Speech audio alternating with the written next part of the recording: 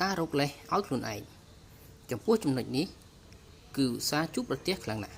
ជាពិសេសចំពោះមនុស្សខ្ជិលតែម្ដងព្រោះមនុស្សខ្ជិលគឺជាកំពុំនោះដែលតែងតែរកលេសដោះសាររាប់លានចម្ពោះឲ្យខ្លួនឯងដើម្បីគេគេចវេះពីការងារឬធ្វើអ្វីម្យ៉ាងដែលជាបន្ទុកសម្រាប់គេចំពោះលេសដោះសារទាំងអស់នោះភាគច្រើនគឺចាំបន្តិចទៀតចាំធ្វើចាំមួយសន្ទុះទៀតចាំធ្វើចាំរៀងថ្ងៃបន្តិចចាំធ្វើចាំល្ងាចបន្តិចចាំធ្វើ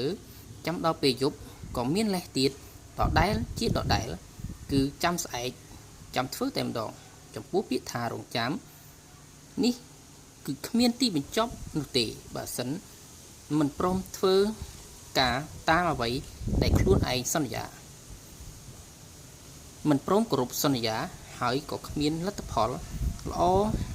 អ្វីដែរក្រៅពីគេចវេះពីការពិតនិងពោលថារងចាំសិន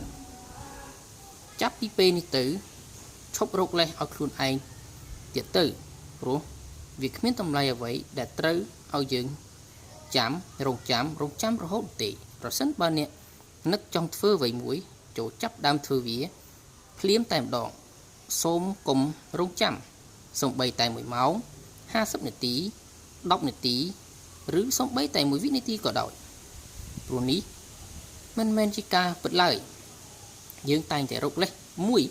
ឲ្យខ្លួនឯងជានិច្ចថែមទាំងបានបង្កើតទម្លាប់អាក្រក់មួយទៀតឲ្យខ្លួនឯងនោះគឺការកុហកខ្លួនឯងជានិច្ច